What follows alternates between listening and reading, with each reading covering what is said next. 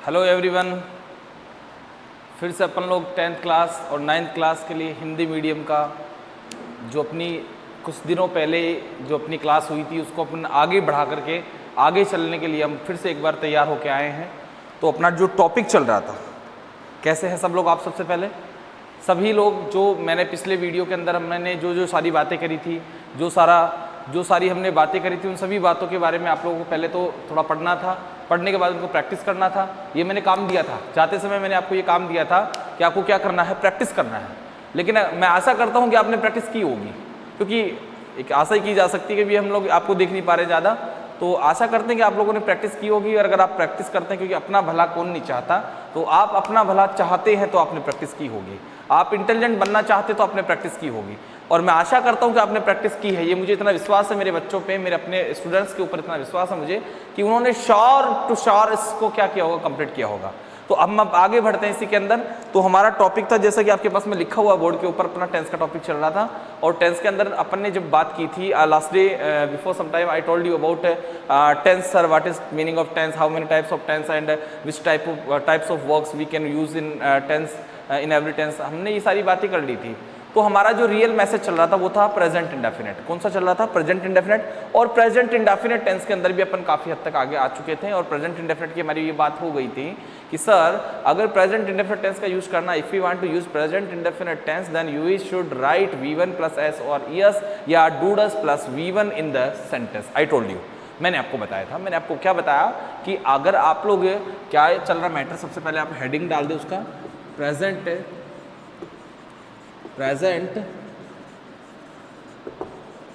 Indefinite और tense. Okay, अपना matter चल रहा था प्रेजेंट इंडेफिनिट टेंस का। मैंने यही बताया था आप लोगों को, I told you that if you have present indefinite tense then you should write V1 plus S और ES। या तो आप ये चीज कंप्लीट करें या फिर क्या करें, आप डू डस प्लस V1। क्या करें?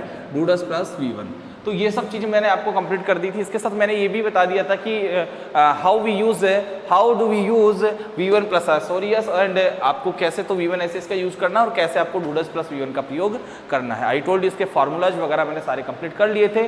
तो अभी अपन कुछ सेंटेंस, एक आधा सेंटेंस कंप्लीट करके उसके आगे बढ़ते हैं। तो आप पूरा वीडियो अगर आपने पिछला देखा है और पूरी वीडियो को अगर अच्छे तरीके से आपने कंप्लीट किया है, याद किया है और कोशिश की है याद करने की, तो आपको ये वीडियो उससे भी ज़्यादा शानदार और जानदार दिखने वाला है। क्यों? क्योंकि पिछला वीडियो अगर आप पहली सीढ़ी बहुत अच्छे से चढ़ करके आए हैं तो दूसरी सीढ़ी पे चढ़ने में बड़ा मजा आता है। क्यों? क्योंकि हमें पहली सीढ़ी का बहुत अच्छा एक्सपीरियंस होता है। तो अगर आपने पहली सीढ़ी चढ़ी है, बहुत अच्छे तरीके से याद किया है, तो आपको सेकंड स्टेप के अंदर बहुत अच्छा मैसेज मिलने वाला है, बहुत अच्छा नॉलेज मिलने वाला है। तो आपको कंटिन्यू रहना है और इसको जो मैटर जो आपको मिल रहा है फटाफट से इसको नोट करते जाना है। ठीक है? तो लेट्स सी, हमारे पास में प्रेजेंट इंडेफिनिट टेंस था और मैंने आपको बता दिया था कैसे V1 का यूज करना है, ऐसे इसका यूज करना है। अब अपन एक दो एग्जांपल देखते हैं, एग्जांपल देख के आगे बढ़ते हैं। मैंने एग्जांपल लास्ट डे आपको दिया था, लेकिन मैं फिर से आपको कुछ एग्जांपल्स यहाँ पर देने वाला हूँ। तो जैसे मेरे पास एक एग्जांपल आता है, मैंने बोला कि चाइना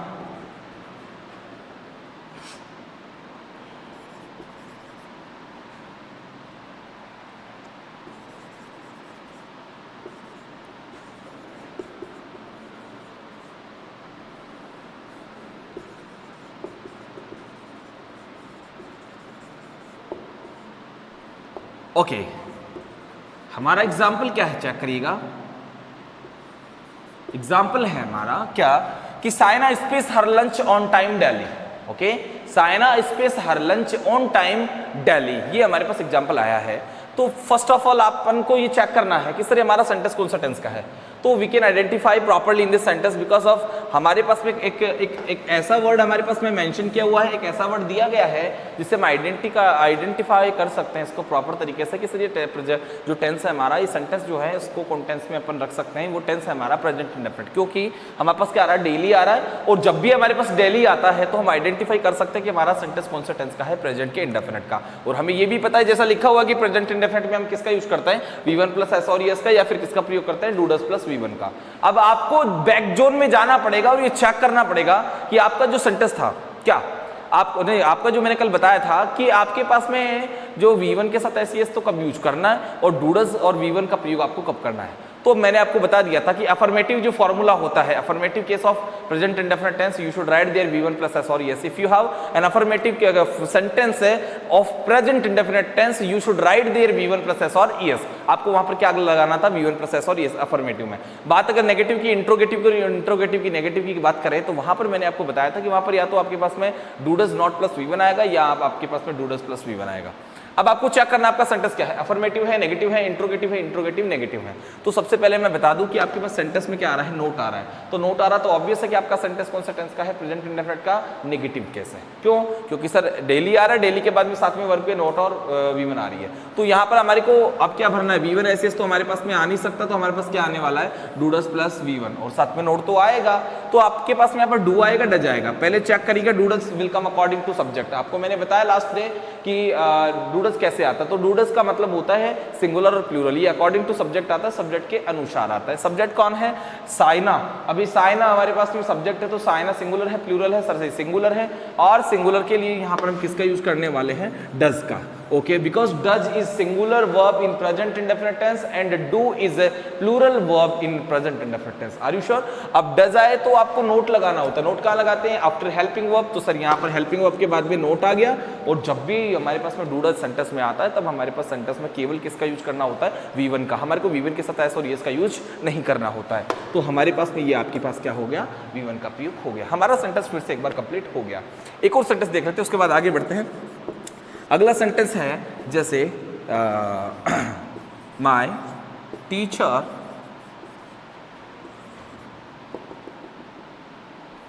माय टीचर्स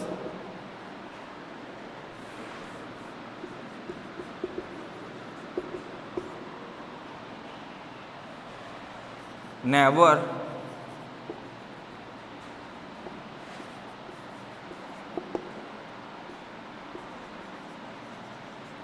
ये हमारे पास सेंटेंस आ गया। उस सेंटेंस क्या दिया है आप देखो, स्क्रीन पे देखिएगा आप लोग।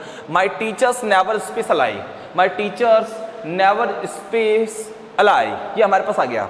अब आपको चेक करना है सर क्या, what is this sir? Sir this is sentence in which tense sir, कौन सा टेंस में आया सर? तो मैं आपको बता दूं कि सर ये एक्चुअली हमारे पास में यहाँ पर किस चीज का यूज दिखाई दे रहा है, नेवर का। किसका दिखाई दे रहा है, नेवर का। और जब भी हमारे पास में नेवर आता है तो सर नेवर किस चीज को आइडेंटिफाई करता है, प्रेजेंट इंडेफिनिट को। और यहाँ पर प्रेजेंट इंडेफिनिट को आप आइडेंटिफाई कर रहा है, तो ये हैबिट को और हैबिट का एक्टिव और डीएक्टिव जो मैसेज है वो शो कर रहा है। तो ये हैबिट को शो कर रहा है, तो यहाँ पर हैबिट को डीएक्टिव शो कर रहा है। तो यहाँ पर मतलब क्या करना है आपको, V1 प्लस एस और यस करना है। अब V1 प्लस एस और यस किसको चेक करके करेंगे आप लोग, सब्जेक्ट को। किसको चेक करेंगे आप लोग, सब्जेक्ट को। अभी आपका क्या है, सब्जेक्ट है। सब्जेक्ट क्या है, माय टीचर्स। क्या है, माय टीचर्स। अभी माय टीचर्स वर्ड जो आपके पास में आए, सिंगुलर और प्लूरल। इज दिस सिंगुलर और plural sir? This is plural sir. तो प्लूरल है तो यहाँ पर आपके पास में V1 एस आएगा या केवल V1 आने वाली है। तो मैंने आपको बताया था कि if you have singular subjects, if you have singular subjects then you should write only V1 plus S or ES। और अगर आपके पास में सर प्लूरल सब्जेक्ट्स होता है तो प्लूरल सब्जेक्ट के साथ में आपको केवल और केवल क्या लिखना होता है, V1 S और ES नहीं आता है।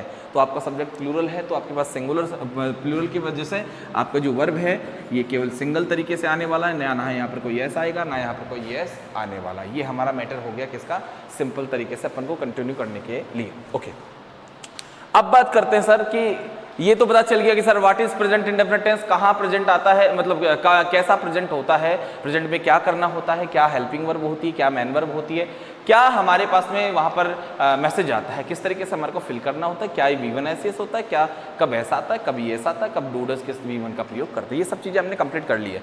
लेकिन अब हमें ये कंप्लीट करना है कि हमें इन सब चीज़ों का यूज़ कब कब और किस तरह के सेंटेंस में करना है। ये हमारे सामने एक बहुत बड़ा एक प्रॉब्लम और एक बहुत बड़ी एक पॉइंट होता है हमारे सामने कि जिसको हम जब सॉल्व करते हैं तो बहुत लेंदी पड़ जाता है, लेकिन हम लोग इसको बहुत अच्छे से सॉल्व करने वाले हैं। क्योंकि लेंदी कितनी ही चीज़ हो, क्योंकि आपको पता होना चाहिए कि सफलता अगर छोटी है तो समय कम लगेगा, लेकिन सर सफलता अगर बड़ी है और अगर इरादे मजबूत है तो सर थकान भी होगी और सर साथ में बहुत लंबा भी लगेगा, सफ़र बहुत लंबा भी लगेगा, दर्द भी बहुत होगा। लेकिन सर जब मंजिल का अंत आता ना सर, जब रिजल्ट आता ना सर, तो आपको एक वो सफलता, एक वो एहसास उस सफलता का जो आपको मिलता है सर, वो एक काबिल तारीफ़ होता है। और तब जाके आपकी जो सारी जो एक एनर्जी जो ख़त्म होती है वो एक अचानक से रिगैन हो जाती है। बड़ा अंदर अपने आप को फील होता है कि यार बहुत सारा मेरे में एनर्जी स्टोर है एनर्जी का। तो ये सब चीज़ों को आप लोग ध्यान रखें कि लंबा मैटर चलेगा, लेकिन मैटर लंबा होने से डरना नहीं है बिल्कुल भी, बड़ा पॉजिटिव तरीके से उसको कंप्लीट करना है। सबसे पहले अपन को ये यूज़ करना है कि इन विच सिचुएशंस, या आप लोग टाइटल ऐसे डाल सकते हैं कि uses of present indefinite tense in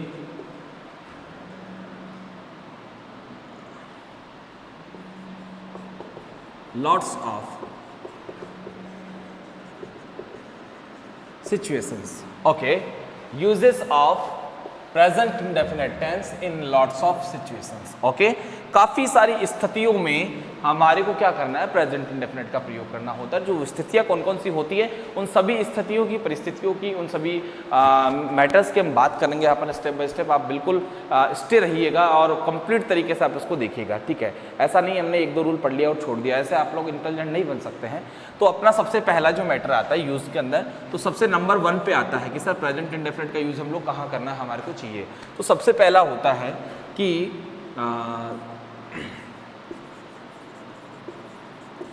adverbs of time. मैं आपको एक बात बताना चाहता हूँ कि sir what is meaning of adverbs of time. Adverbs of time का मतलब होता है कि समय बताने वाली जो एडवर्ब्स होती है ना, समय बताने वाली जो एडवर्ब्स होती है वो कुछ एक शब्द होते हैं हर टेंस के अंदर, जो हमारे को ये बताता है, ये पता करवाता है कि हमारा जो टेंस है वो कौन से मैसेज से आया है, वो टाइम से आया है, किस तरीके से आया है, वो सब चीज़ें हमारे को कंप्लीट तरीके से शो करती हैं।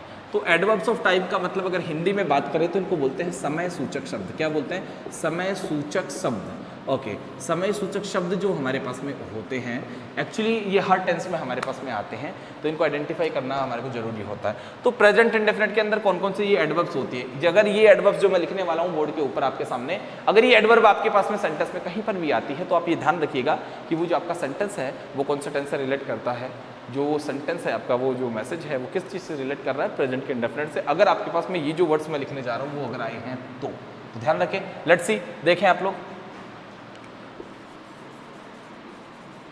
Always, never, daily, often, sometimes,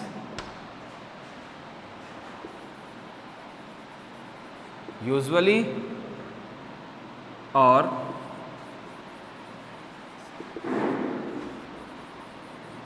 occasionally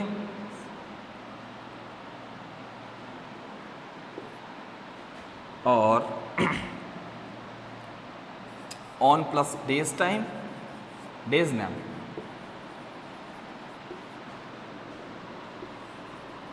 every day,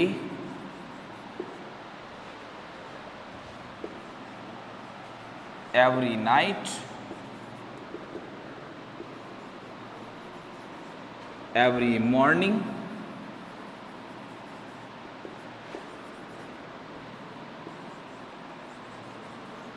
every evening,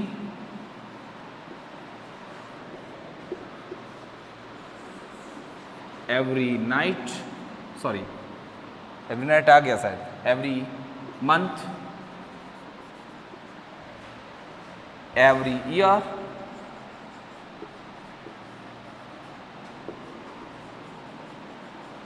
every plus any type of time, and twice in a day, etc. Okay, अगर आपके पास में ये सारे वर्ड्स आते हैं, क्या क्या? Always, never, daily, often, sometimes, usually, occasionally, on Sunday, on Monday, Tuesday, Wednesday, I think days name, and every day, every night, every week, every month, every morning, every evening, every noon, या फिर every के साथ कोई भी time आए और twice in a day आए। अगर ये सारा मैटर आपके पास में सेंटेंस में कहीं भी आपको साइन होता है, कहीं भी आपको दिखाई पड़ता है तो आप बड़े आसानी से उसे कंप्लीट कर लें कि आपका जो मैसेज आया है, आपका जो मैसेज है वो कौन सा टेंस का है, वो सर प्रेजेंट के इंडेफिनिट का है। और वहाँ पर आपको क्या यूज़ करना पड़ेगा, इनके बदले, इनके साथ में आपको क्या यूज़ करना पड़ेगा, उनके साथ में आपको यूज़ करना पड़ेगा प्रेजेंट इंडेफिनिट, मतलब V1 प्लस एस और ES। इन सब चीज़ों को देखते आप सेंटेंस में फिल कर दे। आपको ये बड़ा हेल्पफुल रहेगा कब, जब आप लोग अपना सेंटेंस के अंदर मतलब अपने सेंटेंस मतलब जब एग्जाम में हमारे पास सेंटेंस तरीके का क्वेश्चन आता है जिसको अपन करेक्ट फॉर्म, जहाँ पर आपको टॉपिक के तरीके से दिखाया गया है ब्रैकेट में कि correct form of the main verb, अगर correct form of the main verb के अंदर अगर हमारे पास में ज़्यादा से ज़्यादा क्वेश्चन आते हैं तो वो किस पोर्शन से आते हैं सर, इस पोर्शन से आते हैं। तो ये सबसे ज़्यादा पूछा जाने वाला क्वेश्चन होता है हमारे सामने। अगर आपको ये सारे वर्ड्स लर्न हो जाते हैं कि अगर ऑलवेज आता, नेवर आता, डेली आता, सेल्डम आता, ऑफन आता है, सेल्डम सॉरी मैंने यहाँ पर नहीं लिखा है शायद, सेल्डम का मतलब होता है प्राय, अभी मतलब प्राय लगभग इसको चीज़ को हम लोग कंप्लीट नहीं कर पाए यहाँ पे। तो always, never, daily, seldom, often, sometimes और usually, occasionally, on Sunday, Monday, Tuesday, Wednesday, every day, every के साथ कोई भी अगर टाइम हमारे पास में आता है, ये सारी चीज़ें अगर हमारे सामने आती है तो आपको ऑटोमेटिक पता चल जाना चाहिए कि आपका सेंटेंस क्या लेने वाला है, या तो V1 के साथ में एस और ES लेने वाला है, या फिर आपके साथ में क्या करने वाला है, डू और डज, और साथ में क्या लेने वाला है, V1। तो ध्यान रख ली इस चीज़ का कि सर अगर हमारे पास में सेंटेंस में ये सब चीज़ें आई हैं तो हमारे को इस तरह का मैसेज करना है। क्या आपने इसको कॉपी कर लिया, have you copied it, have you copied it, okay. अगर आपने कॉपी नहीं किया है तो आप इसको क्लिक करके जूम करके और हर इस वर्ड को स्टेप बाय स्टेप कंप्लीट कर लें, ठीक है। और उसके बाद देखते हैं इसके एग्जाम्पल्स किस तरीके के होते हैं, ओके।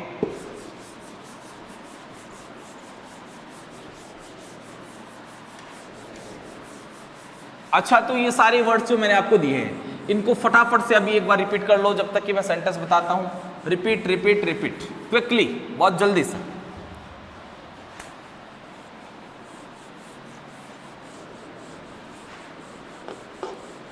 या अगर आपने ये रिपीट कर लिया है तो अगर हम इसमें अच्छे जोन में आ चुके हैं भाई, ये सारे वर्ड्स हमारे सर प्रेजेंट के इंडेफिनिट टेंस में आते हैं, अगर ये सारी चीज़ें हमारे को कंप्लीट हो गई है तो इनको कंप्लीट होने के बाद में हमारे पास में आता है एग्जाम्पल्स, जो किस तरीके से हमारे से एग्जाम्स में पूछा जाता है।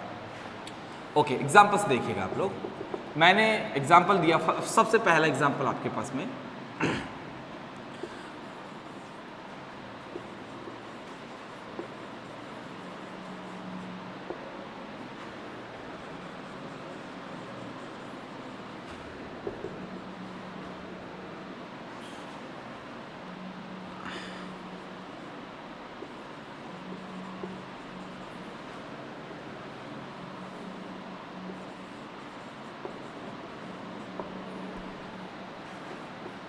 एक वर्ड आपके पास में आया है, एक सेंटेंस आपको दिया मैंने, वो देखिए आप लोग कि my neighbour always space me and my father, this is sentence for you. Okay sir, यहाँ पर एग्जाम्पल है my neighbour always space me and my father.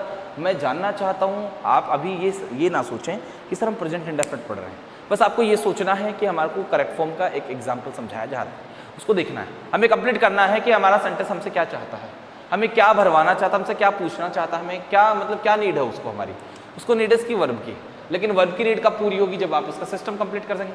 तो सबसे पहले आप ये चेक कर लेंगे आपका सेंटेंस कौन सा टेंस का है। तो क्या आपके पास में यहाँ पर ऑलवेज आया है जी, क्या आपका ऑलवेज प्रेजेंट इंडेफिनिट टेंस है जी, बिल्कुल सर, प्रेजेंट इंडेफिनिट का एडवर्ब होता है। और जब इसको आप देखते हैं तो आपके पास में क्या आने वाला, V1 प्लस एस और ES, मतलब आपके ब्रैकेट में आप क्या फिल करने वाले हैं, V1 प्लस एस और ES, या फिर क्या फिल करने वाले, डू डस प्लस V1, ये फिल करने वाले हैं। अब आप दोनों में से क्या फिल करेंगे, सबसे पहले क्वेश्चन क्विकली क्या फिल करेंगे कि सर हम V1 एस का तब यूज करते हैं जब अफर्मेटिव सेंटेंस होता है, और डू डस प्लस V1 तब फिल करते हैं, तब यूज करते हैं हम लोग जब हमारा सेंटेंस इंट्रोगेटिव नेगेटिव या इंट्रोगेटिव नेगेटिव होता है। आपका सेंटेंस क्या इंट्रोगेटिव है जी नहीं, आपका सेंटेंस इंट्रोगेटिव नहीं है तो वो इंट्रोगेटिव नेगेटिव भी नहीं होगा। ओके, अगर आपका सेंटेंस नेगेटिव है तो क्या आपके सेंटेंस में नोट आ रहा है, नहीं, क्या आपको ब्रैकेट में नोट दिया गया है, नहीं, तो मतलब आपका सेंटेंस इंट्रोगेटिव नेगेटिव भी नहीं है, नेगेटिव भी नहीं है और इंट्रोगेटिव भी नहीं है, तो फिर क्या है, अफर्मेटिव। तो अपन को पता है कि अफर्मेटिव में किसका यूज करना होता है, V1 प्लस एस और ES। अब अगली स्टेप पता चल गया सर प्रेजेंट इंडेफिनिट है और प्रेजेंट इंडेफिनिट का ही अफर्मेटिव सेंटेंस है और यहाँ पर V1 एस आएगा। अब सर V1 के साथ एस और ES कैसे करें, V1 के साथ में कैसे V1 के साथ अप्लाई करें, V1 के साथ एस और ES अप्लाई करें। तो देखो कि इसको चेक करने के लिए सर सबसे पहले सब्जेक्ट पे आओ। Sir what is subject, subject is my neighbour, neighbour का मतलब होता है पड़ोसी, क्या होता है पड़ोसी, नेबर का मतलब होता है पड़ोसी। तो यहाँ पर नेबर कौन है, सिंगुलर है या प्लूरल, तो सर सिंगुलर है। अब ये सिंगुलर हैं तो आप मुझे एक बात बताओ कि सिंगुलर के साथ V1 के साथ एस आएगा नहीं आएगा? आएगा ना। अब आएगा तो फिर एस आएगा या ES आएगा? फिर दूसरा क्वेश्चन हो गया कि सर प्लूरल के साथ एस और ES नहीं आता, खत्म मैटर इसका, वो गया, डिलीट हो गया, इसको मूव कर दो आप। और इसके बाद बात करो आप लोग V1 सिंगुलर सब्जेक्ट की। सिंगुलर सब्जेक्ट के साथ में एस और ES आता है सर। अब आता है तो फिर बात यहाँ बनती है कि सर एस आता है या ES आता है? तो वो तो सर आप वर्ब से पूछे जा करके। वर्ब आपके पास में क्या है सर? हेल्प। ओके सर आपने हेल्प लिख दिया, लेकिन सर एक्चुअली अब यहाँ पे एस लगाए या ES लगाए? क्योंकि सिंगुलर सब्जेक्ट है तो एस और ES दोनों में से कुछ तो आएगा, श्योर बात है। अब एस आएगा या ES आएगा? वो वर्ब से पूछे कि वर्ब के एंडिंग में if you have a verb and the verb is going to end with double S CH SH XOZ then you should write ES। अगर आपके पास में सब्जेक्ट सिंगुलर है और आपकी वर्ब के अंत में double S CH SH XOZ आया तो ES लगा दीजिएगा। क्या आपके पास में यहाँ पर double S CH SH XOZ आया है? जी नहीं। अगर आता तो हम ES लगा देते, इसलिए नहीं आया तो क्या लगा दिया? S। Are you sure? First example complete. अच्छा सेकंड एग्जाम्पल ऐसे हम बात करते हैं, थोड़ा क्विकली फटाफट से कंप्लीट करने वाले हैं हम लोग, क्योंकि बहुत लंबा धीरे धीरे हमने बात कर लिया इसके बारे में। अगला एग्जाम्पल है हमारे पास में, जैसे Ronnie never school on time. अच्छा एग्जाम्पल आ गया Ronnie never space to school on time. ये हमारे पास एग्जाम्पल आ गया। मैं जानना चाहता हूं कि यहां पर आपका टेंस कौन सा है? सर नेवर आया, प्रेजेंट इंडेफिनिट है, सीधी सी बात है। ओके अब ये पता करना है कि सर ये प्रेजेंट इंडेफिनिट है तो V1 SES यहां पर आने वाला है। ओके सर तो यहां पर सर एक्चुअली हमारा सब्जेक्ट क्या है? रोनी है। अब रोनी यहाँ पर सिंगुलर सब्जेक्ट है तो यहाँ पर V1 के साथ SES आएगा ना। तो V1 क्या है हमारे पास में? गो। अब इसके साथ ऐसा आएगा ES आएगा? वो तो सर अब आप वर्ब से ही पूछिएगा। वर्ब के साथ में O आ रहा है कि एंडिंग में O आ रहा है? तो मैंने बोला था double S CH SH XO और Z आए तो क्या लगा देना? ES। तो इसलिए यहाँ पर आंसर क्या हो गया हमारे पास में? गॉस। ऐसा ही एग्जाम्पल आपके पास में अगला एग्जाम्पल आता है, जैसे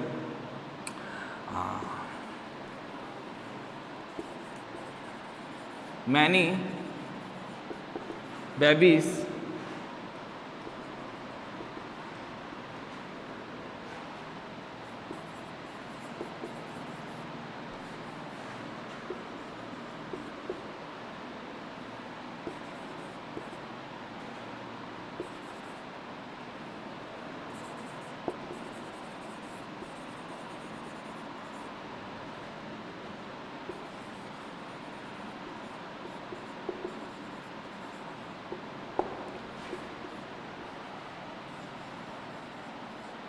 एग्जाम्पल चेक करिएगा आप लोग। सर आपका एग्जाम्पल क्या है कि many babies space to play at my home sometimes. Many babies space to play at my home sometimes. Okay आपके पास ये सेंटेंस आया है, आपको ये बताना है कि ये सेंटेंस आपका कौन सा टेंस का है? Sir we have sometimes word here. और सर ये एडवर्ब है कौन सा टेंस का? प्रेजेंट इंडेफिनिट का। तो यहाँ पर प्रेजेंट इंडेफिनिट होने की वजह से फिर से वही V1 SES आने वाला है। ओके लेकिन हम थोड़ा सा चेंज करते हैं। ओके नहीं चलो चेंज नहीं कर रहे, अगले सेंटेंस में चेंज कर देंगे। आप तो बस इतना बता दो कि ये प्रेजेंट इंडेफिनिट है तो सर इसमें किस चीज़ का यूज होने वाला है? V1 SES का। तो सर V1 SES के हिसाब से आप बता दो ना इसमें किस चीज़ का प्रयोग करेंगे। आपके पास वर्ब कम है तो सर एक्चुअली हमारे पास सब्जेक्ट क्या है? मैनी बेबीज है। अब मैनी बेबीज सिंगुलर है प्लूरल है? सर ये प्लूरल है। अब प्लूरल के साथ में क्या V1 के साथ S और ES आता है? जी नहीं। तो सर नहीं आता तो क्या आने वाला है? कम आने वाला है ना। और यही हमारा क्या हो गया? आंसर हो गया कंप्लीटेड। ओके अब जो इससे आगे छोटा सा अपन और बात कर रहे हैं एग्जाम्पल्स, क्योंकि जितना एग्जाम्पल हम देखेंगे ना, जितना प्रैक्टिस करेंगे, प्रैक्टिस इज परफेक्ट नॉलेज। अगर हम बात करते रहेंगे, बार बार प्रैक्टिस करेंगे, प्रैक्टिस प्रैक्टिस प्रैक्टिस, तो सर हर चीज़ आ सकती है। जो चीज़ हमें बिल्कुल नहीं आती, जिससे हम कोशों दूर से हैं, ठीक है। सर आप एक बात बता दीजिएगा मुझे कि कई बच्चों की प्रॉब्लम्स होती है, कई बच्चे रूरल एरिया से जो आते हैं, आई नहीं सब जगह होता है, वी नो ऑल्सो, बट जो प्रॉब्लम्स क्या आती है कि बच्चा पता क्या कहता है कि सर मुझे टेंस नहीं आता, सर मुझे ये चीज़ नहीं आती, सर मुझे ये चीज़ नहीं आती। तो मैं उन सबको एक बात बताना चाहता हूँ कि आता क्या नहीं है सर। मैं आपको एक बता दूं कि जो इन्वेंशन करने वाले होते हैं, जो खोज करने वाले होते हैं, जो डिस्कवरी करने वाले होते हैं, मैं आपसे जानना चाहता हूँ उनको क्या आता है? कुछ नहीं आता। बस उनको एक चीज़ आती है कि मुझे मेरा गोल फिक्स करना है, मुझे ये काम करना है, मुझे ये चीज़ खोजनी है, मुझे ये चीज़ देखनी है, मुझे इसका रीजन जानना है। वो खुद ही एक्सपेरिमेंट्स करते रहते हैं, खोज करते रहते हैं, हर चीज़ पे डिस्कवर करते हैं वो। सर एक दिन वो भी तो अपने गोल पे पहुंचते हैं, तो वो तो उस चीज़ की खोज करते हैं कि दुनिया में उसकी खोज किसी ने नहीं की और वो पहली बार कर रहे हैं। सोचो उनका तो रिजल्ट ही नहीं होता है कि भाई रिजल्ट पॉजिटिव होगा नेगेटिव होगा, वो तो उनकी बात है। अभी तुम्हारा तो रिजल्ट पॉजिटिव है यार, तुम्हें कौन सी खोज करनी पड़ रही है, तुम्हें तो पढ़ना पड़ रहा है। तो सर जब अगर मेहनत करी जाए, लगन की जाए, लगन से अगर काम किया जाए, तो सर अगर आप बहुत अच्छे मतलब स्पिरिचुअल पावर से काम करेंगे, हाँ भाई मुझे कुछ करना है, तो सर आप बहुत आगे तक जाने वाले हैं। लेकिन शर्त कि आप सबसे पहले स्ट्रांग तो हो जाएं। आप एक्सक्यूजेज जो हैं आपके पास में कि सर मुझे कुछ नहीं आता इसलिए मैंने पेपर नहीं किया, मैंने ये नहीं करा, मेरा वो हो गया, फलाना डिपका, नहीं, सब चीज़ों को छोड़ दें आप। क्योंकि अब हमारे पास में ये जो क्लासेज आ रही है वो बिल्कुल पर्टिकुलर हमारी रियल क्लासेस से भी बेटर तरीके से आ रही है, ठीक है। तो इसलिए आपको इस तरह का कोई एक्सक्यूज नहीं लेना है। Okay, let's move. एग्जाम्पल आ गया हमारे पास में। थोड़ा सा मैं हार्ड कर रहा हूँ एग्जाम्पल्स का जो पैटर्न है, थोड़ा उसको हार्ड लेके जा रहा हूँ। क्यों? क्योंकि अब हम छोटे एग्जाम्पल्स या हल्के एग्जाम्पल्स काफ़ी सारे देख चुके हैं। एवरी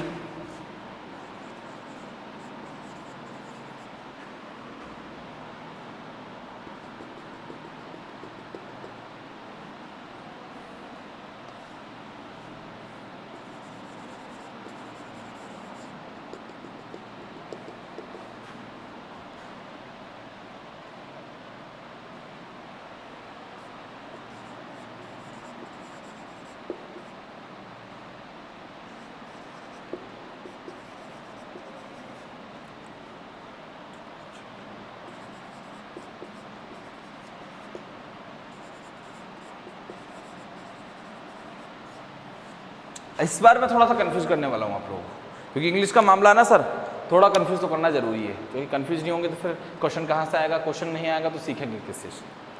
हमारा सेंटेंस है every mother always space to their children on time. सबसे पहली बात, जल्दबाजी नहीं करनी है। मैं ये जानना चाहता हूँ ये सेंटेंस आपका सही है या गलत है। सबसे पहले तो इसका टेंस पता कर लो। सर टेंस ऑलरेडी हमें पता है कि इसमें हमारे पास में क्या है, ऑलवेज आया है। फिर आपको ये पता करना है कि सर आपका सब्जेक्ट क्या है। सर हमारा सब्जेक्ट क्या है, एवरी मदर। क्या है, एवरी मदर। अब एवरी मदर मतलब प्रत्येक मदर, यहाँ पर बात यही हो गई ना।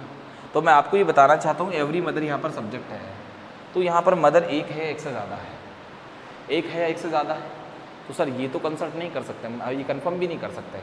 तो मैं आपको एक बात बताना चाहता हूँ कि अगर आपके वर्ब से पहले एवरी वर्ड आया है, अगर आपकी वर्ब से पहले एवरी वर्ड आया है, वो सब्जेक्ट का पार्ट है या खुद सब्जेक्ट है। एवरी, ईच, एवरी, आइदर और नाइदर। क्या बोल रहा हूँ मैं, ईच, एवरी, आइदर और नाइदर। आइदर और नाइदर को ईदर और नीदर भी बोलते हैं, ठीक है, ध्यान रखना। ईच, एवरी, आइदर, नाइदर जो ईदर नीदर जो होता है, ये जब भी हमारे पास या तो सब्जेक्ट बन के आए, क्या बन के आए, सब्जेक्ट, या तो सब्जेक्ट बन के खुद आए या फिर ये सब्जेक्ट का हिस्सा बन के आए, मतलब वर्ब से पहले ये मैटर कहीं भी आता है। आइदर, नाइदर, ईच और एवरी, ईदर, नीदर, ईच और एवरी। अभी आता बड़े अजीब अजीब तरीके से, वो मैं आपको फिर कभी क्लास में या कोई बड़ा एग्जांपल लूंगा तब बताऊंगा। लेकिन ये जब भी आता है तो आगे नाउन चाहे सिंगुलर हो चाहे प्लूरल हो। अब मैं ये चाहे सिंगुलर चाहे प्लूरल क्यों बोल रहा हूँ, क्योंकि प्लूरल भी आती है और सिंगुलर भी आती है, इसलिए मैं बोल रहा हूँ आपको। लेकिन वो मैं आपको रुक के बताऊंगा अगले स्टेप में। लेकिन बस इतना ध्यान रखो कि ईच, एवरी, आइदर, नाइदर के साथ अगर सब्जेक्ट का कोई मैटर आता है या सब्जेक्ट बन करके आता है तो आप हमेशा अपना जो वर्ब लेते हैं वो सिंगुलर होता है, ये ध्यान रखें आप लोग। तो यहाँ पर आपकी मदर क्या है, सिंगुलर है, प्रत्येक की बात कर रहा ना। तो अभी आपके सेंटेंस में एक छोटा सा एरर है। एरर का मतलब होता है गलती, यानी प्रत्येक मदर की बात हो रही है तो उनके बच्चों की, मतलब प्रत्येक बच्चे की भी बात होगी उनके, तो यहाँ पर देयर नहीं, क्या आएगा, हर। क्या आएगा, हर आएगा। यहाँ पर एक छोटी सी मिस्टेक मैंने आपके लिए की थी, इसलिए क्योंकि वो बहुत सारे चिल्ड्रन हो गया ना, तो चिल्ड्रन मतलब एक माँ के तो इतने सारे बच्चे होंगे नहीं, लेकिन सभी माओं की बात कर रहे हैं तो उनके बच्चे भी सभी के होंगे, तो फिर तो प्लूरल होने चाहिए, देयर होना चाहिए, ठीक है। लेकिन वहाँ पर देयर नहीं आएगा, क्या आएगा, हर आएगा, क्योंकि यहाँ पर एक एक मदर की बात हो रही है तो वहाँ पर एक एक बच्चे की, एक एक मदर, एक एक माँ के बच्चों की ही बात होने वाली है। अब हमारे पास में जो सेंटेंस में है ऑलवेज आया तो प्रेजेंट इंडेफिनिट हो गया, लेकिन यहाँ पर sir not plus V one fill करना है। तो प्रेजेंट इंडेफिनिट में नॉट प्लस वी1 जब भी आता है सर, तो हमारे सेंटेंस में हम किसका यूज करते हैं, do does plus not plus वी1 का। Are you sure, do does plus not plus वी1 यहाँ पर आने वाला है। अब सर यहाँ पर डू डज आएगा तो डू आएगा या डज आएगा, सर वो तो आपने अभी मैंने कंसल्ट कर दिया ना आप लोगों को कि आपका सब्जेक्ट क्या है, सिंगुलर। क्या है, सिंगुलर। अगर ये सिंगुलर है तो यहाँ पर क्या आने वाला है, तो सर यहाँ पर एक्चुअली क्या है, डू तो आ नहीं सकता क्योंकि डू तो क्या होता है, प्लूरल, तो क्या आने वाला है, डज। तो सर यहाँ पर हमारे पास में क्या हो गया, डज आ गया, साथ में हो गया नॉट, और नॉट के बाद में क्या हो गया, फीड। फीड का मतलब होता है भोजन खिलाना, भोजन कराना। Okay, every mother always does not feed to her children on time, मतलब हर माँ अपने बच्चों को समय पे खाना नहीं खिलाती है। हर माँ, प्रत्येक माँ अपने बच्चों को, प्रत्येक माँ अपने बच्चों को हमेशा समय पे खाना, समय पे भोजन नहीं करवाती है। ओके, यही एक सबसे बड़ी प्रॉब्लम है। आपके 10th क्लास के अंदर एक चैप्टर है जो हमारी हेल्थ से रिलेटेड थर्ड चैप्टर चलता है।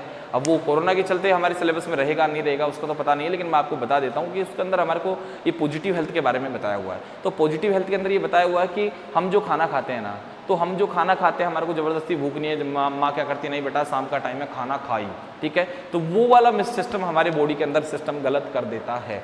जब भूख नहीं है बॉडी को, जब बॉडी को एनर्जी का नीड नहीं है तो आप एनर्जी ना दें, जब आपकी बॉडी को एनर्जी का नीड है तो आप एनर्जी दें, तो मतलब ऑन टाइम, मतलब समय पर ही उसको खाना दें। लेकिन हमारे भारत में तो ऐसा कैसे हो सकता है, हमारे इंडिया में कैसा हो सकता है, क्योंकि हम लोग क्या है एजुकेटेड तो बहुत ज़्यादा हैं लेकिन उसको अप्लाई कम करते हैं। अप्लाई करने की बस थोड़ी एक प्रैक्टिकल मैसेज की कमी रहती है हम लोगों के बीच में, तो आप लोग उस पर ध्यान दें। सेंटेंस हमारा क्या कहना चाहता है उसको भी देखें, आप लोग मैसेज को कंप्लीट करें। ओके, यहाँ तक का काम पूरा हो गया। ओके, इसको कंप्लीट करो और इसके बाद बढ़ते हैं आगे।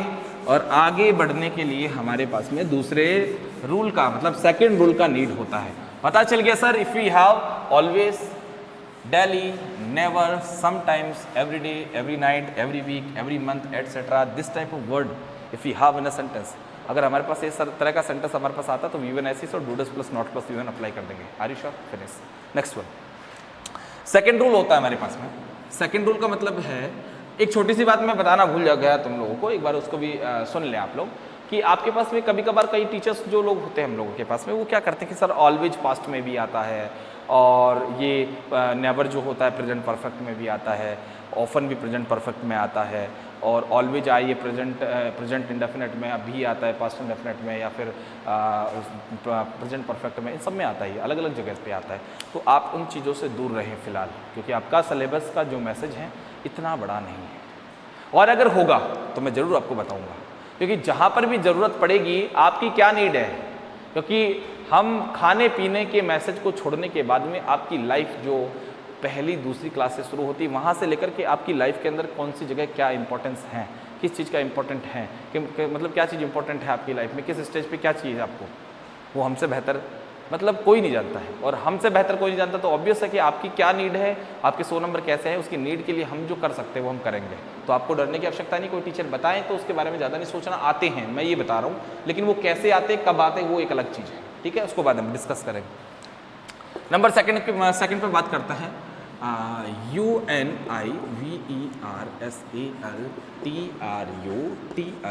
क्या बोला मैंने, universal truth. Universal truth, okay, universal truth का मतलब क्या होता है सर? यूनिवर्सल ट्रुथ का मतलब होता है सार्वभौमिक सत्य। सार्वभौमिक सत्य, अच्छा सर, सार्वभौमिक सत्य किसे कहते हैं, किसे कहते हैं सार्वभौमिक सत्य? कुछ लोग इसको क्या बोलते हैं, इटरनल ट्रुथ, क्या बोलते हैं, इटरनल ट्रुथ भी बोलते हैं इसको। इटरनल ट्रुथ का मतलब होता है जो भी हमेशा सच होता है उसको भी इटरनल ट्रुथ कहते हैं। वो सार्वभौमिक सत्य मतलब यूनिवर्सल ट्रुथ का दूसरा नाम होता है। अब वो एक्शन लाइफ का वो एक्शन जो हम लोग देख पा रहे हैं, जो हम कर रहे हैं, वो एक्शन जो कभी चेंज नहीं होता। मतलब कभी चेंज नहीं होने का मतलब पहले तो ये तो समझ ले यूनिवर्सल ट्रुथ वाले कौन से मैसेज, कौन से सेंटेंस, कौन सी एक्शन होती है।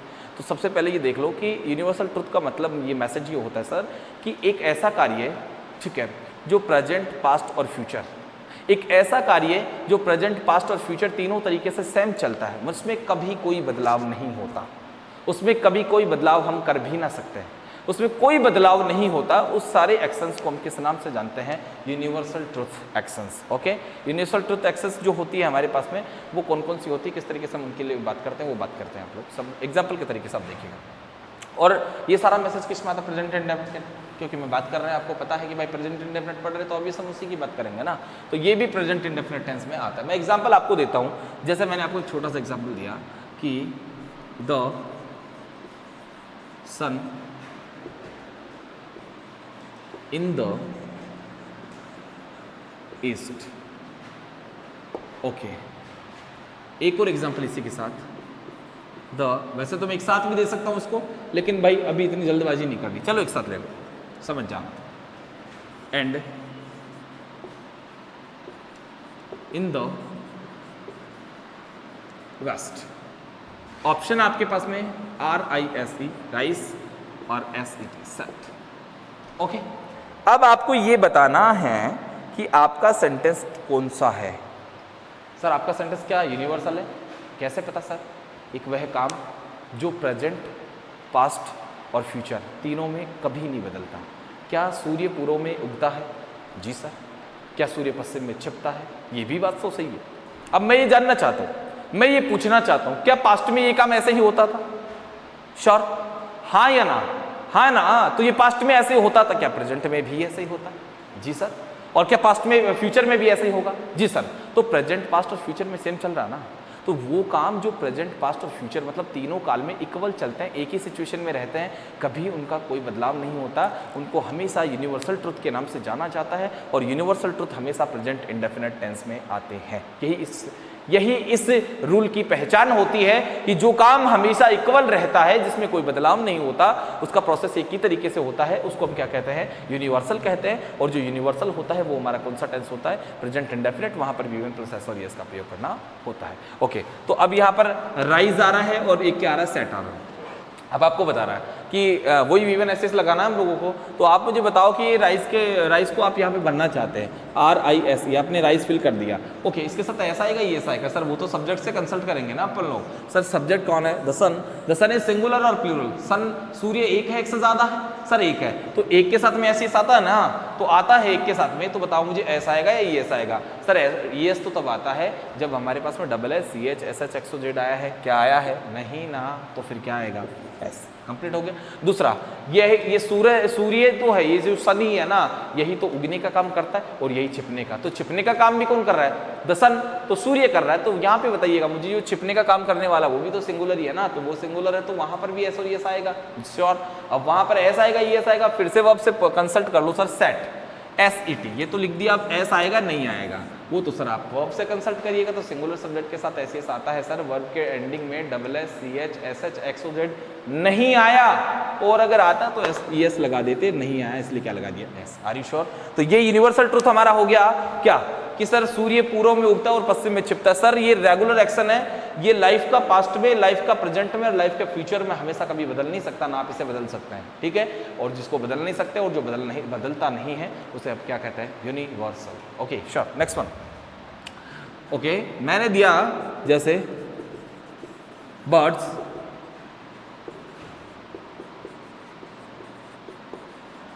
Second sentence is birds space in the sky, birds space in the sky. अब आपको एक फील आ रहा होगा कि वर्ब आपके पास में क्या, fly, birds space in the sky, मतलब स्काई में बर्ड्स क्या करते हैं? फ्लाई, सीधी सी बात है। तो पक्षी कहाँ उड़ते हैं सर? कहाँ उड़ते हैं पक्षी? सर आकाश में उड़ते हैं। अच्छा, पहले कहाँ उड़ते थे? पहले भी आकाश में उड़ते हैं। आज कहाँ उड़ते हैं? आज भी आकाश में उड़ते हैं। और इन फ्यूचर वहाँ भी वही होने वाला सर, वहाँ कोई बदलाव नहीं होगा। आशा करते हैं, ऐसा कंफर्म तो नहीं है, हो सकता है चलने लग जाए, क्योंकि दुनिया है, प्रकृति, इसका कोई पता नहीं है सर। तो आशा करते हैं हम आगे की, तो बाकी दोनों का जो हकीकत हमने देखा है वो तो कभी बदला नहीं ना, इसलिए ये भी यूनिवर्सल है सर। और यूनिवर्सल है तो वही भी मैंने ऐसे आएगा। मैं जानना चाहता हूँ सब्जेक्ट क्या है? बर्ड्स है। बर्ड्स क्या है? प्लूरल है या सिंगुलर है? सर बर्ड्स तो क्या है? प्लूरल है। अब प्लूरल के साथ में मुझे ये जानना है V1 के साथ ऐसे आएगा या नहीं आएगा। तो ऑटोमेटिक माइंड आता है कि सर आपने कहा था ना सिंगुलर के साथ ही ऐसे आएगा, प्लूरल के साथ ऐसे तो नहीं आता, तो सर इसके साथ तो कुछ नहीं आएगा। तो आंसर हो गया FLY। Are you sure? ये हमारा यूनिवर्सल ट्रुथ का रूल भी कंप्लीट हो जाता है, ठीक है। बस ये ध्यान रखें कि यूनिवर्सल ट्रुथ का रूल जो होता है वो प्रेजेंट इंडेफिनिट का होता है, और प्रेजेंट इंडेफिनिट में हम किसका प्रयोग करते हैं? V1 प्लस एस और ES का प्रयोग करते हैं। ओके, लेट्स मूव ऑन, आगे बढ़ते हैं। अब प्रेजेंट इंडेफिनिट का जो थर्ड रूल होता है, वो थर्ड रूल क्या होता है सर? वो थर्ड रूल होता है, मतलब थर्ड सिचुएशन कौन सी होती है सर? नंबर थ्री होता है कि आपके पास में दो वर्ड दे रखा हूं मैं ज़्यादा चीज़ें आपको बहुत हिंदी में नहीं पढ़ा रहा हूँ, मतलब ज़्यादा मैसेज नहीं दे रहा हूँ कि याद किसी सेंटेंस में ये फलाना डिमका, ऐसा कुछ नहीं बता रहा हूँ मैं। वो सब चीज़ें आप केवल अंडरस्टैंड करनी है, उसको गेन करना है, केवल समझना है, ट्रिक से बात कर रहे हैं। अगर आपके सेंटेंस में स्टार्टिंग में हियर और क्या आ रहा है? देयर आ रहा है, पर कौन सा सेंटेंस है? कौन सा सेंटेंस? ये ध्यान रखना। मैं बात ये नहीं कर रहा हूँ कि सेंटेंस के स्टार्टिंग में हियर और देयर आए, मैं बात ये कर रहा हूं कि अगर आपका सेंटेंस कौन सा हो सर? एक्सक्लेमेटरी सेंटेंस हो आपका, वो एक्सक्लेमेटरी सेंटेंस। मैं एक्सक्लेमेटरी सेंटेंस की भी बात नहीं कर रहा हूं, पूरे एक्सक्लेमेटरी सेंटेंसेस की बात नहीं कर रहा हूं। मैं बात कर रहा हूं कि वे एक्सक्लेमेटरी सेंटेंसेस जिनका स्टार्टिंग किससे हो रहा है? हियर और देयर से। किससे हो रहा है? हियर और देयर से। हियर और देयर से। अगर हियर और देयर से आपका एक्सक्लेमेटरी सेंटेंस का स्टार्टिंग हो रहा है सर, तो क्या करेंगे आप? क्या करेंगे? तो सर आपको एक बात मैं बता दूं कि जो एक्सक्लेमेशन का काम होता है ना सर, एक्सक्लेमेशन का मतलब होता है जिसको अपन बोलते हैं वंडर। क्या बोलते हैं? वंडर मतलब विस्मय। विस्मय का मतलब होता है विस्मय। ये okay, sorry for Hindi, sorry I don't know about Hindi, sorry. Okay, तो जो विस्मय वर्ड होता है हमारे पास में, तो विस्मय का मतलब होता है, मतलब जिसको हम कह सकते हैं कुछ एक अजीब सी घटना हमारे सामने होती है, हमें थोड़ा सरप्राइज फील होता है। ऐसा वो सेंटेंस जो सरप्राइज फील करेगा, वो अगर हियर और देयर से स्टार्ट होता है तो हम लोग वहाँ पर किसका यूज़ करने वाले हैं? वहाँ पर हम V1 प्लस एस और ES का यूज़ करने वाले हैं। मतलब इसके बाद में किसका प्रयोग होने वाला? V1 प्लस एस और ES का यूज होने वाला है। Are you sure? ये ध्यान रखें आप लोग कि if your sentence is started with here and there and if your, one more time दोबारा सुने आप लोग, if your sentence starts with here and there and ends with the exclamation mark, you can identify the sentence is related to message of exclamatory. Okay, तो sir exclamatory sentence है और here there से start हो रहा है, तो sir actually obvious है यहाँ पर किसका यूज होने वाला है? V1 प्लस एस और ES का। Are you sure? Let's see example देखिए आप लोग। एग्जाम्पल क्या चीज़ है इसका? एग्जाम्पल मैंने दिया आपको हियर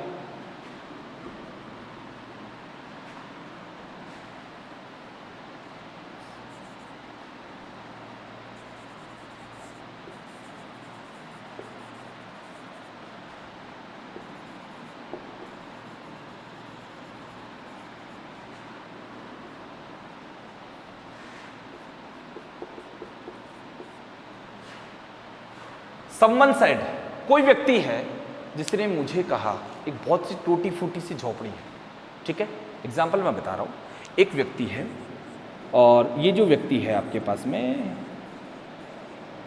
आप भी इसके साथ में हैं। ओके, आप भी इसके साथ में हैं। अच्छा सर, आप भी इसके साथ में हैं और ये लो सर आपका ये सीन। यहाँ पर एक छोटी सी कच्ची सी झोपड़ी है। ये कच्ची सी झोपड़ी है और ये जो कच्ची सी झोपड़ी आप देख पा रहे हैं, इस कच्ची सी झोपड़ी के अंदर आपको क्या दिखाई दे रहा है कि आपका ये जो दोस्त है जो आपके साथ चल रहा है, वो आपको पता है क्या इन्फॉर्म कर रहा है? ये आपको क्या इन्फॉर्म कर रहा है कि तुम्हारे पापा यहाँ रहते हैं इस टूटी सी झोपड़ी में। हाँ? तो आपको क्या लगेगा?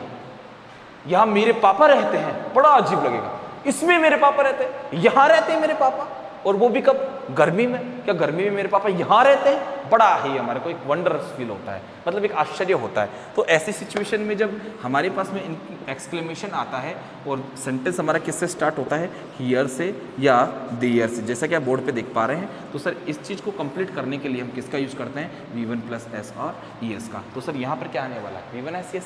अब यहाँ पर V1 SES आने वाला है सर, तो यहाँ पर V1 SES जब जैसे ही आएगा हमारे पास में, तो उसको हम डील करेंगे। पहले कैसे डील करने के लिए मैं आपको बता दूं कि ये जो दोनों वर्ड्स होते हैं, ये दोनों वर्ड्स होते हैं, इनको क्या बोला जाता है? यहाँ पे एक छोटा सा नोट आप कंप्लीट कर लें।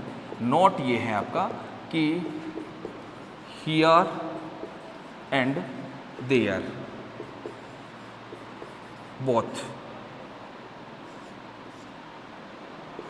Both are introductory subjects. Both are introductory subject. Introductory subject का मतलब होता है जिसको बोल सकते हैं अपन हिंदी में क्या बोल सकते हैं? परिचय देने वाले, परिचय देने वाले कर्ता, जिसे हम कह सकते हैं। ये परिचय देते हैं हमारे पास। अब ये परिचय किसका देते हैं? ये परिचय देते हैं जो हमारा हियर और देयर होता है, ये परिचय देते हैं आगे आने वाली नाउन का। किसका? आगे आने वाली नाउन का। अब ये जिसका परिचय देंगे वो सिंगुलर है, तो ये क्या है? सिंगुलर। अगर जिसका ये परिचय दे रहे हैं वो क्या है? प्लूरल है, तो ये भी क्या है? प्लूरल है। ओके, तो सर यहाँ पर हमारा आंसर क्या आने वाला है? क्या आने वाला है? लिव वर्ब दे रखे ना। क्या आपके पास में माई फादर सिंगुलर है? जी। अगर ये सिंगुलर है तो इधर भी मैसेज क्या हो गया? सिंगुलर। अगर ये सिंगुलर है तो इधर भी मैसेज क्या होगा? सिंगुलर। तो यहाँ पर सिंगुलर वर्ब आ गई क्या? लिव। और सर सिंगुलर के साथ एस आता है क्या? याद करें आप लोग बार बार, सिंगुलर के साथ एस आता है। अगर यहाँ पर सिंगुलर के साथ में एस और एस आता है तो ये ध्यान रखें कि यहाँ पर एस भी आएगा। अब एस आएगा तो यहाँ पर किसका प्रयोग होने वाला है? एस का। बाकी काम आप पे, क्योंकि आपको पता है ये तो कब आता है। ये कंप्लीट हो गया। Are you sure? दूसरी चीज़ मैं यहाँ पर आपको एक और कंप्लीट करना चाहता हूँ एग्जाम्पल के साथ में। इसको मैं हटा रहा हूँ, मूव कर रहा हूँ, आप लिख लें इसको। कि ये दोनों इंट्रोडक्टरी सब्जेक्ट ये इंट्रोडक्शन देते हैं किसका, आगे आने वाली, मतलब ब्लैंक के बाद में आने वाली नाउन का इंट्रोडक्शन देते हैं। एक और एग्जाम्पल आपके लिए, एक और एग्जाम्पल देखिएगा आप लोग, दे आर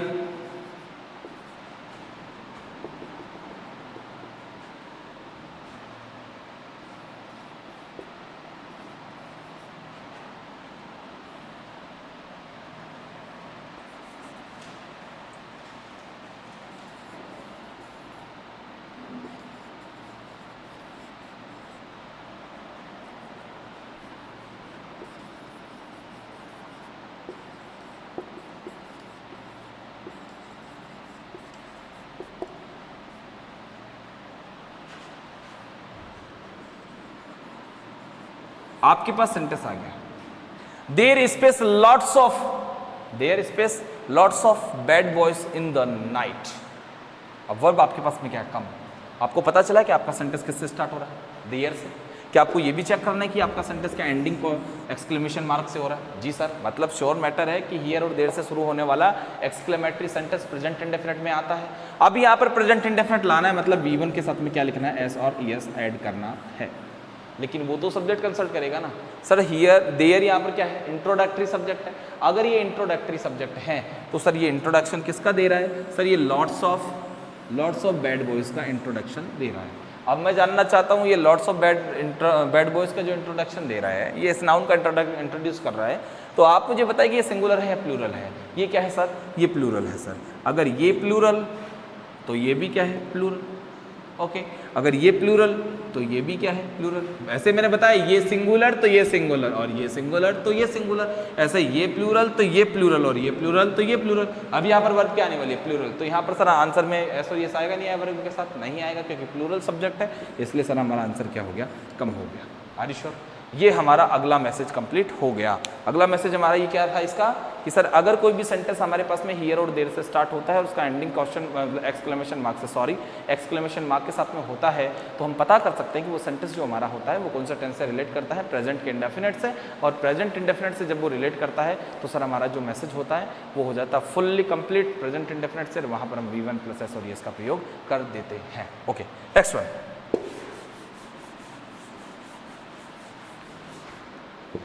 अगला जो हमारा मैसेज है, अगले मैसेज के लिए हम बात करते हैं, और वो बात हमारी किसके बारे में है, वो बात है हमारी वेरी स्पेशल रोल। लेकिन थोड़ा सा टाइम का देख के चलेंगे हम लोग कि हमारा टाइम किस तरीके से मतलब कि क्लास का टाइम कितना जूम हो रहा है, उसको भी देखना ज़रूरी है। तो मैं आपको एक बात बता देना चाहता हूँ कि अगर मेरी क्लास का आगे का टाइम ज़्यादा मूव नहीं हो पाता है तो आप लोग जितना ये दिया हुआ मैसेज है उसको भी कंप्लीट कर लें फटाफट से, ठीक है। अगला पॉइंट हमारे पास में क्या है, अगला पॉइंट है नंबर 4 पे। नंबर 4 पे प्रॉवर्ब, स्टेटमेंट और 3 चीज ऐड कर लेता हूं उसमें, rules of science and math. Okay sir, ये अगला मैसेज हमारे पास में आया है। अगला मैसेज क्या है कि सर पहला तो क्या है, प्रॉवर्ब। प्रॉवर्ब का मतलब होता है कहावत। क्या होता है, कहावत। ओके, दूसरा होता है स्टेटमेंट। स्टेटमेंट का मतलब होता है कथन, जिसे हम ये भी कह सकते हैं नारा, ठीक है। और उसके बाद में हो गया rules of science and maths, मतलब साइंस और मैथ्स के जितने भी रूल्स हैं, लाइक 2 और 2 4 होते हैं, पानी अपनी चेंज करता जब सिचुएशन को, तो स्टेट को चेंज करता है तो वो क्या बन जाता है, सॉलिड बन जाता है, आइस बन जाता है। ये साइंस कहती है हम लोगों को, तो ये सब चीज़ें साइंस कहती है। तो इस तरीके से ये साइंस और मैथ्स के जो रूल्स होते हैं वो कौन सा टेंस में आते हैं, प्रेजेंट के इंडेफिनिट टेंस में आता है। फिलहाल हम जितना समय है उसके हिसाब से बात करते हैं।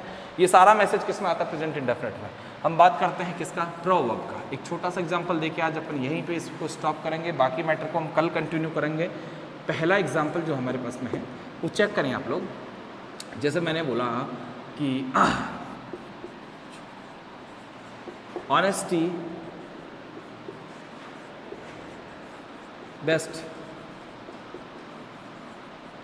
ओके, और यहां पर ऑप्शन आपके पास में क्या आ गया, बी। अब आपको कंसल्ट करना है कि honesty space the best police. ये आपके पास में क्या है sir? This is proverb. Proverb कैसे, कहावत किसे कहते हैं?